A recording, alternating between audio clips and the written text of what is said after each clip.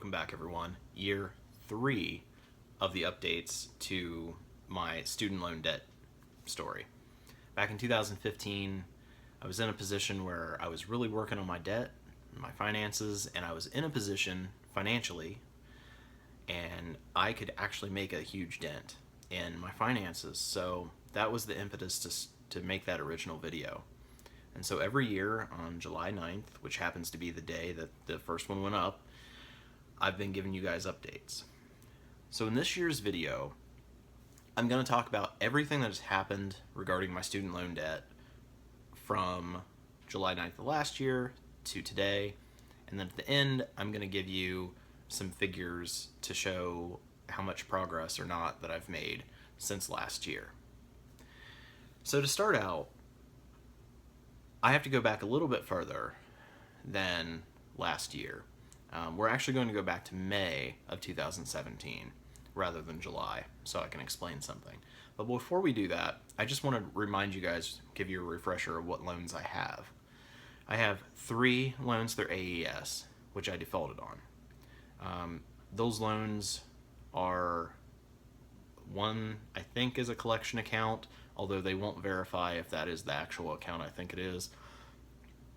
The other 2 are just kind of out there somewhere. They don't appear on my credit anywhere, but eventually I will have to pay those. With Navient, I had 3 loans with them. They carried one of my small federal loans, and I paid that one off in around like April of 2016. So now there are 2. There's a $17,000 private loan and like a $40,000 private loan, and I am current on those, but we'll get to that. And then I have my Great Lakes loans, which are 2 loans, which are both federal. One's a consolidation loan, and one is a $2,700 loan that for some reason is outside that consolidation. But these are both owned by the Department of Education. They're federal loans, and Great Lakes is just the company that services them. So to get back to Navient, right now I am on what's called a rate reduction plan with them. So everything is current. I am making quite a substantial payment to them each month, which is around $255, although it would be about $370 if I was making like the full-blown payment that is due on those loans. So that does help me out a little bit. They also reduced the interest rate on that, which right now is 2%, and I think in August it might be going up a little bit, maybe to 3%, but I'm not certain.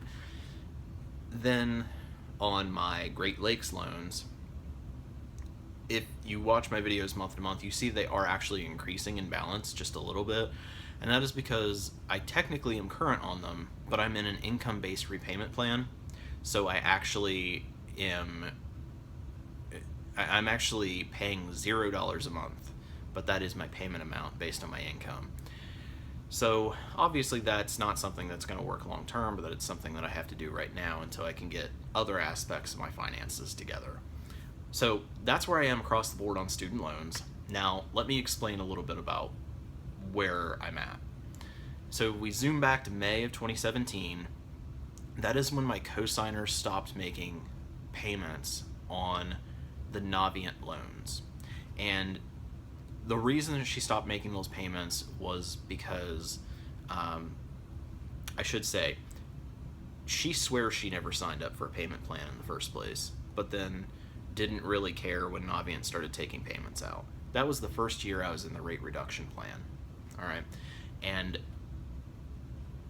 you know, it's Navient, who knows? I don't know. Maybe they did just randomly take money out of her account, but she never tried to fight it. Anyway, it ended in May 2017, and at that point, I contacted Navient, and they're like, oh yeah, the payment plan ended. And I thought, well, you guys, do you want me to sign up for a new payment plan? And they're like, nah, it's cool. Like, really? They told me that. I mean, I was offering to pay, and they're like, nah, we're good. So the loan started getting, so it went up to the full payment amount. Interest rate went back to the regular amount, and it started getting farther and farther behind, and it looked like I was going to default. Now, the reason it got that way, one, I didn't have money, and two, I had been waiting on them because they sent me this form to fill out with my documents, or like all my financials, and I sent it back in, and I got a receipt from them saying they received it, and I heard nothing and nothing and nothing. And every time I would call in, I would get a different answer about what was going on. And it finally, that was in March or April probably, maybe even earlier, that they sent that document. I sent it in right away, and then in May they took out the last payment. Now I did find out that they were actually taking the payment a month early, so in May, like May 15th, they took out the payment that was due like June 4th, so I really didn't start being late until July. But it wasn't until several phone calls later, and in November of 2017, that I finally got a hold of somebody. Well, I should say it was right before that, I got a hold of somebody. We went through the whole thing setting up me on a payment plan on the rate reduction plan, and I was told, well, you have to wait for supervisor's approval, and they're going to call you when that's done. And I waited and waited and waited and waited like weeks, nothing. And I called back in, and this person told me that everything the first person told me was wrong, and that they didn't have anything on record for me about this, and I had to go through the whole thing again. But this time, at least, I got signed up and I got through it. My interest rate the first round of rate reduction was 1%. This time it had to be 2%. They upped the payment a little bit by like $10 a month or something to around $255. Now this is a huge struggle for me, obviously, and I had just lost my job in November, so I mean, I haven't missed a payment yet, but it's been real freaking tough. So I've been making these payments, and the latest thing is I just realized like 2 months ago when I had to call in and change a payment with Navient that this was only 6 months. The first time it was a year. For some reason they only did it for 6 months this time, didn't tell me at all. You know, in fact, they always say that they're sending me like documents, and they don't send them. Sometimes they send them to my cosigner, sometimes, but they don't send me anything at all. So I don't know what their issue is. But anyway, I am now waiting approval for a third round. This one I think for 6 months again. They raised the payment a little bit. I think the interest rate stayed the same. It's going to be like $260 something a month now for the payment. And I mean, I guess I'll just have to call 27 times again until I find out if they actually approve it, or if they even made any record of me calling about it. So we'll see. Now the other issue I've had with Navient is ever since I think April, you guys remember I was overdrawn on my checking account by like $267, right? And it was like that for a couple of months. And with the income level I have, it was a huge feat to pay that back. So why was I overdrawn that much? Navient. When I signed up for the payment plan, I was told that if I ever needed to change the payment date, if I wasn't going to make the payment, if I needed to do something like that, just call them, let them know. So well, in fact, they didn't say call, they said contact them. So I did contact them. So I sent them like a customer service email through the portal on my profile on their website, and I said, hey, I've got a payment supposed to come out on the 15th, which they never take out by the 15th. It's more like the 25th when they actually take it out. And I was like, there's not going to be any money in that account. Or there wasn't much. I was like, I have this other account that I need to use. I need you to take the payment out of that. They waited something like 4 business days to respond to me. Instead of doing what I asked the day after I sent the message, way earlier than they ever take a payment, they took the payment out, overdrew the account, and then after this I had to call them, and I'm like, hey, you guys took this out of this account that I told you not to take it out of. I'm like, from now on it needs to come out of this other account. So I waited on hold 45 minutes or an hour while they said that they were going through and changing each individual payment that had been scheduled in order to come out of the second account. Well, next month comes out of the Chase account again, except this time Chase blocks it. So I call them and I'm like, hey, I just spent an hour on the phone with you guys last month because you took the payment out that I told you not to take out, and now, you know, and anyway, they're like, well, we're not going to hold it against you because, you know, it's in the same month, like, you're not technically late, you're actually taking this payment early. So I'm like, okay, cool. And 10 days or so later, they actually take the payment out of the account that I tell them to. Then June comes around, and I swear to God, they take it out of the wrong account again. And it's like every time I've been on the phone with them for like an hour, and they go through this whole thing about how it's a huge ordeal for them to change it and go to like each individual payment and reschedule it and cancel the old payments and change the payment method. I don't know what they're doing, but for some reason they just cannot get it together that it needs to come out of this other account. Now my Chase account's fine, and it could come out of my Chase account, but honestly, I don't even know if I want to deal with that. Maybe I'll just transfer the money to the other account every month because I don't trust them to use the right accounts. I'm expecting that on the 15th of this month, they're probably going to take it out of the wrong account again, so I'm just going to have money in that account, so it'll just pay it. All right, so here is the other thing that has happened with Navient this year.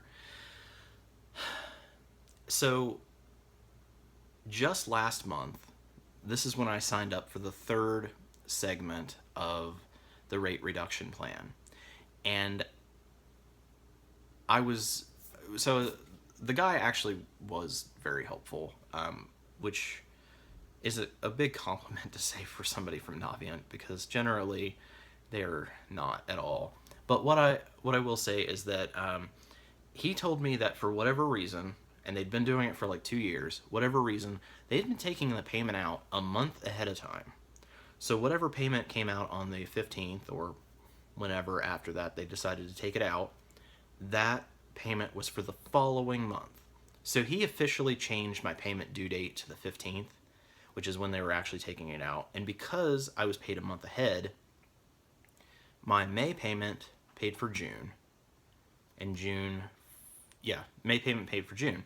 So I had money come out mid-May, and then I didn't have to pay in June, and now I just pay for July. So, yeah. I mean, in essence, it gave me a little break of about $255. So that did help a lot in getting ahead. This month, I just almost have the money together. It's the 9th. I've got till the 15th, but just almost have the money together to make that payment, so I'll be back on track. Now, with that, let's talk about my Great Lakes loans. Great Lakes has been amazing with working with me. They're on that $0 income-based payment plan right now, and as far as I know, that's where it's going to stay at least through the end of the year. I think it's January when I have to have documentation in next. And hey, hopefully I'll be in a lot better shape financially then, and I can at least pay a little bit toward it and get those balances to start coming down. Because that is one thing that's hurting my net worth every month when we look at my budget videos, because it is going up in, I want to say value, but it's not value, but it's going up in number, because even though I'm technically on time, I'm not actually making payments, so interest is still accruing. Now, let's talk about AES. AES, those are the loans that I defaulted on. And I made a video within the last year that I was sued over this. So if you want to watch that video, it's just called Sued Over Student Loans, or I Got Sued, I think. Go watch that video because it's going to give you more detail than I'm giving you here. But the gist of it is I have never at any time been notified that I have a pending lawsuit. I only found out because I got a solicitation from a law firm to represent me, and that's it. Otherwise, I wouldn't have known at all. I've received nothing from the company. I've received nothing from the court. And that seems pretty unusual, and I don't actually know what's going on. So, with that being the case, let me actually explain a little bit about the lawsuit first. The company is actually barred right now from suing people because they have been so predatory and abusive in the past, filing fraudulent lawsuits. They are actually banned from suing people right now by the CFPB. If you guys look back, just Google articles about $5 billion in student loans that are uncollectible. That's this company. Those are my loans. I meet all the requirements for that. So they know it's uncollectible, and they're barred by the federal government from suing people for them because of their collection practices. And yet, after that ruling came down, they still decided to sue me. Now, their decision to sue me was a reaction to me sending a debt validation letter. So not only did they not respond to it, which is an FDCPA violation, of which I'm countersuing them for every one of them, and it's $1,000 for each occurrence. They didn't respond and instead sued me. All right, so I did file a CFPB complaint after that at the advice of my attorney, and their response was to be very mocking and like taunting and basically say, oh, we guarantee you that we have the documentation we need. And the thing is like, okay, if that's the case, then validate the debt. If that's the case, send me the documentation, send my attorney the documentation, but they won't do that. And I think they know damn well that they don't have anything, and they're just trying to bluff and scare me. But joke's on them. I don't have any money to give them, so even there's no point in trying to scare me because I'm not bluffing them. I don't have the money to give them. So with that being said, while they are aware that they haven't delivered any sort of summons, I haven't been served. I've filed several complaints regarding this with the CFPB, each time saying that they're not sending me anything that they're telling the CFPB that they're sending me, and that there's a pending lawsuit against them that I filed for FDCPA violations.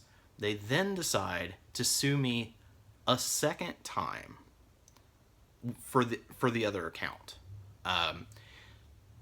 With this one, once again, received absolutely nothing, and again, only know about it because I got a advertisement from an attorney wanting to represent me. That's it. So, what the hell? I do have an attorney. I've talked to her about it. I've shown her everything I've gotten, and her thing is I have to pay her $500 a month, which obviously right now would be hard for me to do, but not impossible. But with that being said, she's like, look, I know your financial situation. Don't start paying me until you get the thing from the court. And then at that point, you start paying me and I'll represent you at that point. But guys, that was back in November. And here it is July. And I still have not received anything. So that's about the first lawsuit.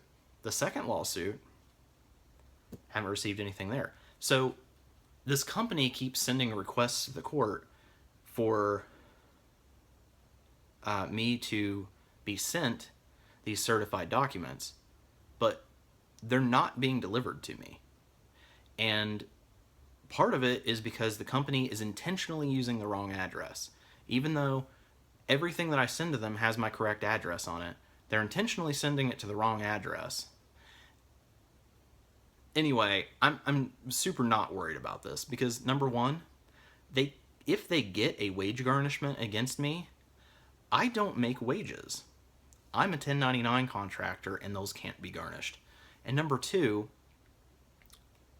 this would be considered fraud, the manner in which they're doing this.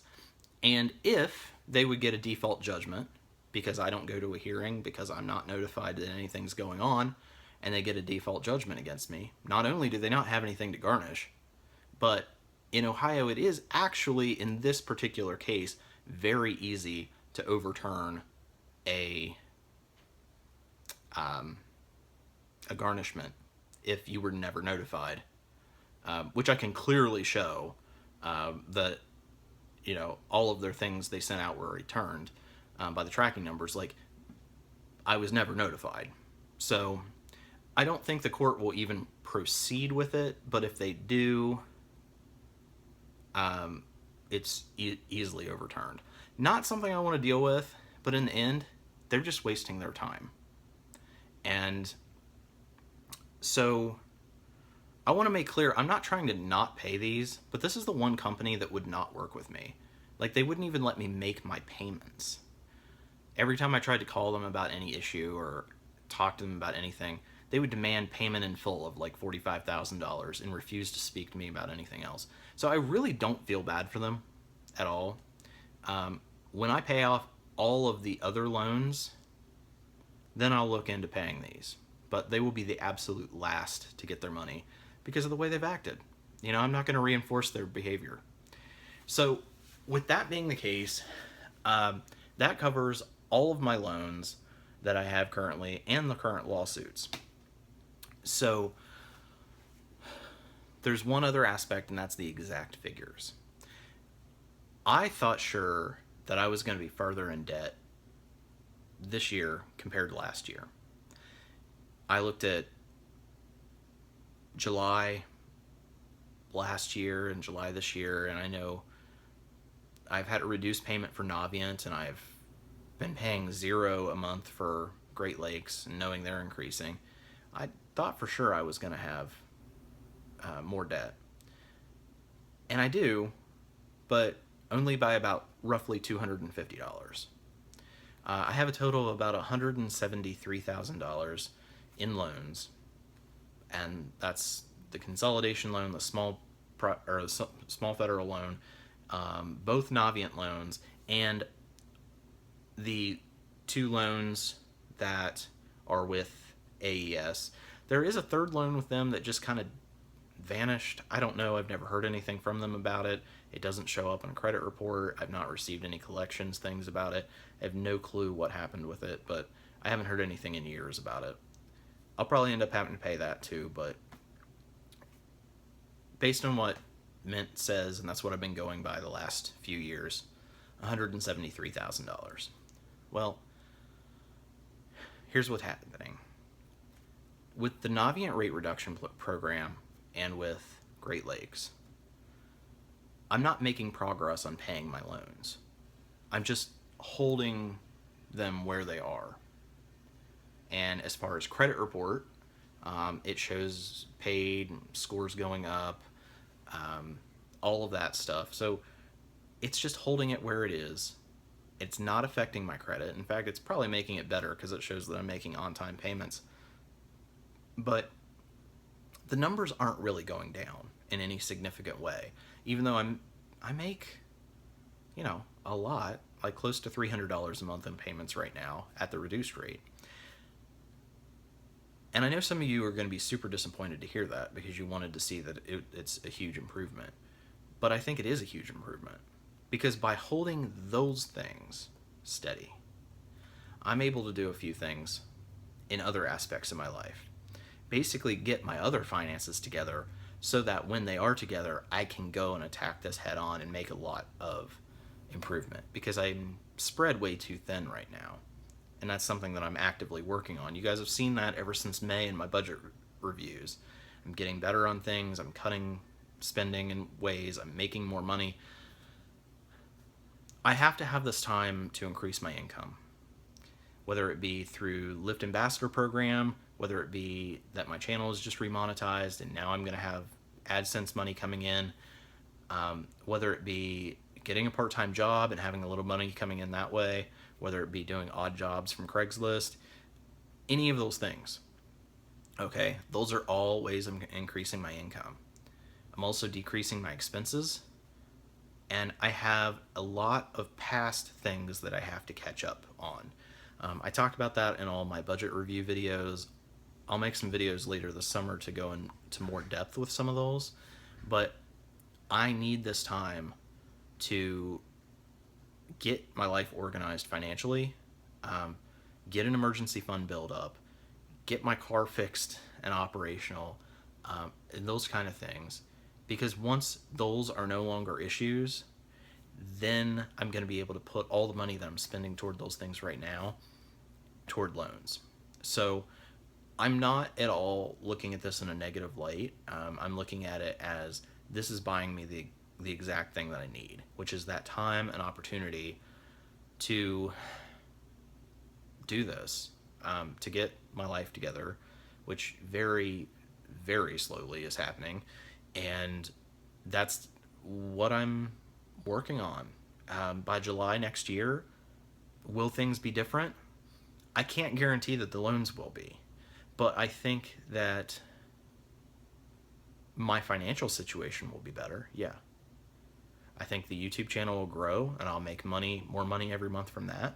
And everything I make from here goes toward my debt. I think that I will have better job opportunities. I think that I will have saved a little bit in an emergency fund. I think that some of my issues, like my old car that's just sitting there, my storage unit, which I need to take care of, some of my mom's problems that are costing me money, I think a lot of that stuff is going to be resolved. And I've reduced utilities and stuff, so my money's going to be going a little bit farther.